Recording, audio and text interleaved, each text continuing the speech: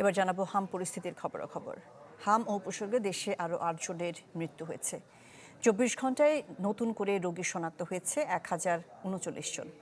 স্বাস্থ্য অধিদপ্তরের বিজ্ঞপ্তিতে জানানো হয়েছে, গত ১৫ মার্চের পর থেকে এ পর্যন্ত নিশ্চিত হামে ৯২ জনের মৃত্যু হয়েছে। একই সময়ে সন্দেহজনক হাম রোগে মৃত্যুর সংখ্যা ৫৪৭ জন। এখন পর্যন্ত নিশ্চিত হাম রোগী ৯,৯২৭ জন।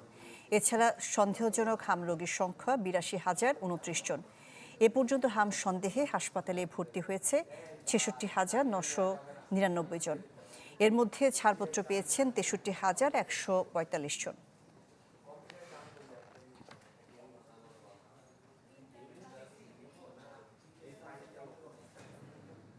নগদ নিয়ে এলো হার না মানা হার অফার। সর্বনিম্ন ১০,০০০ টাকা রেমিটেন্স নগদে পাঠালে থাকছে স্বর্ণের হার জেতার সুযোগ।